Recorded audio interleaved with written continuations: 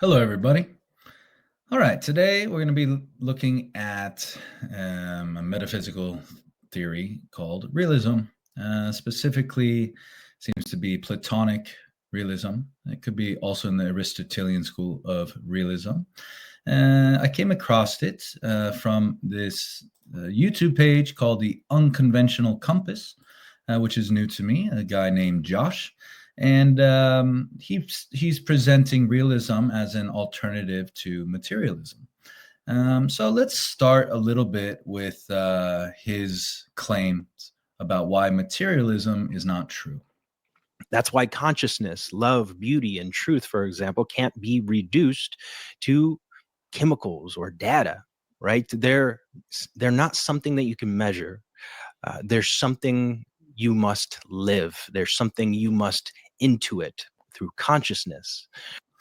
Okay, so I like the first part of that everything cannot be reduced to material. I agree with him on that. But then he goes to, you must intuit through consciousness. So this is the fundamental disagreement that we have here. So we got into a little debate here. He criticized me for equating idealism with realism, which, okay, fine, I'll accept that. But then he said that basically that I wasn't understanding him, and I should just try to understand what he is saying and give it a chance. He says if I gave it a chance, I would see what he's saying. So I do understand what he's saying perfectly fine, right?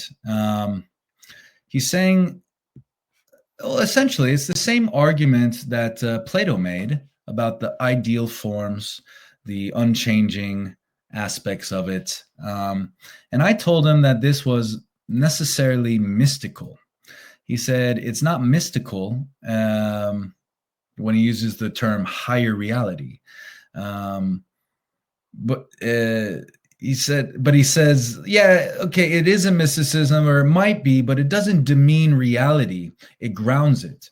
So this idea that a higher reality is what grounds reality is demeaning. That is the point. It is saying that, well, everything that is reality. Reality is all that is.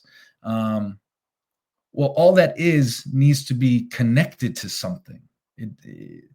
No, all that is all that is. It doesn't need to be connected by something that isn't. Or, of course, he says it's more fundamental. Well, how do you know this?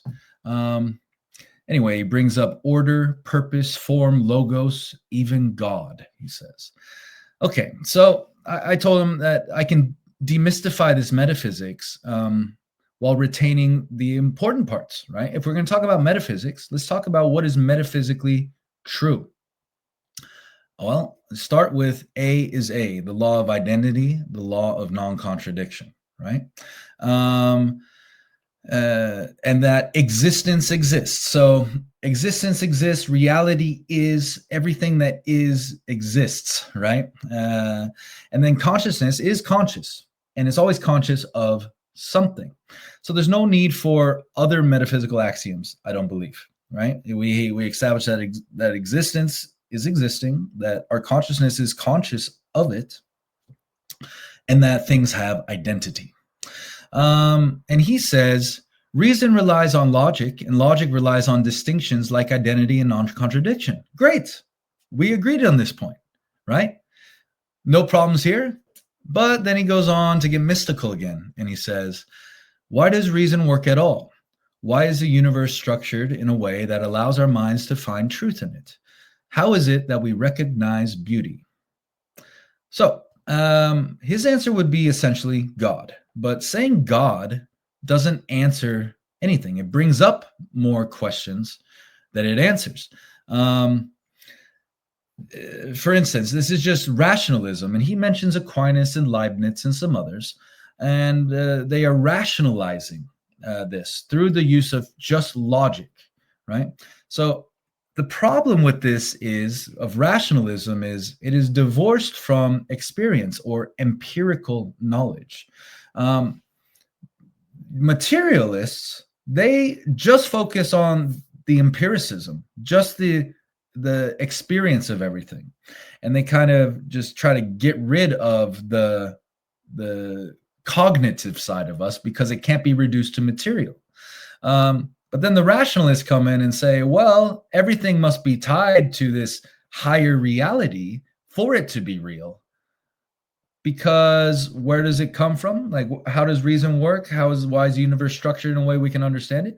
Well, my answer would be is because this is a feature of reality, or because I don't know, which is a perfectly fine answer, instead of inserting something like supernatural, such as, oh, well, it's because God. That doesn't answer anything. So, for instance, if I said, well, where does electromagnetism come from? Well, don't know. It's a feature of reality. Saying that God made it doesn't answer anything. And like I said, it just brings up more questions than it answers. Like, okay, well, if everything needs a creator, why does the creator not need a creator? And why does that not need grounding? And you're just kicking the can down the road and answering absolutely nothing while adding mysticism to the discussion. But just because we don't know where electromagnetism comes from or why electromagnetism exists, we know that it exists and we can describe the way it works. Quantum mechanics does this very well. They are the laws of electromagnetism, or the equations anyway. They describe it with very good predictability. We don't need it doesn't say anything about where it comes from. In the same way, I could talk about consciousness. Conscious beings are conscious. Well, where does the consciousness come from? It's uncertain and essentially irrelevant for understanding the effects of consciousness. It's features of reality. And answering because God made it this way just begs the question of who made the God and why was the God made that way, and ad infinitum. It'll never end. And he says here, so we notice the same pattern across thousands of animals and call them apes. Yes, it is called concept formation. All right. But we didn't invent the similarity. We discovered it. Well, we didn't discover it, or like discover it in the sense of like create it or something. We recognized it, right? Pattern recognition. And then integration into concepts is what reason does. Reason is our tool for understanding everything. So pattern recognition and integration comes from reason. It does not come from some higher reality that then gives us the ability to do this. Just the insinuation that we need permission or to be granted from some unknowable realm that is only provable through non-empirical means is demeaning, and I'll maintain that.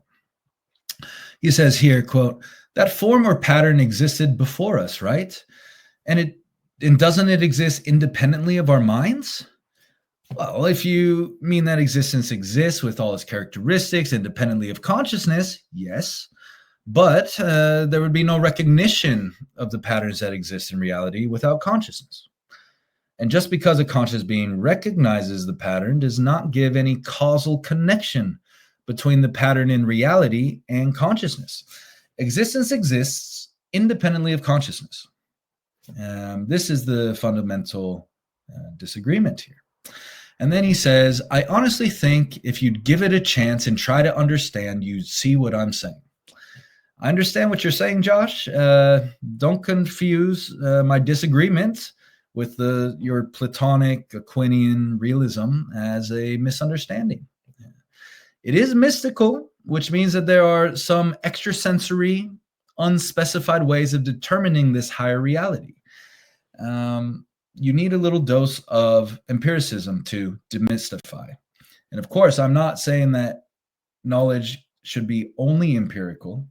I'm saying that we need an integration between rationalism and empiricism.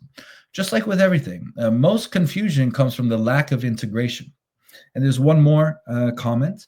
He says that we intuit things, like we just feel that they're real, and that's how we know.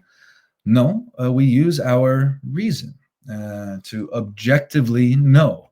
For instance, I've talked about this in other videos, but I can know that a rock exists objectively. It's not because I feel that it exists, or it's like intuition. I intuit existing. No, no, no. I use my perceptual faculties and integrate what I perceive using my reason, and explain it and validate it using reason. And this is validated objectively. So this is the main issue here. It's not due to a lack of understanding. It is due to a rejection of mysticism, and mysticism is by definition unknowable. The only way you can get to these perfect, eternal, unchanging forms are through pure rationalism, which you need to go out and touch the grass a little bit, you know. It's not just a mind thing. It is both. It is empirical and rationalistic, rather. So I hope you enjoyed me actually thinking today. Josh, thank you for having the discussion with me, and I hope to see you in the next one.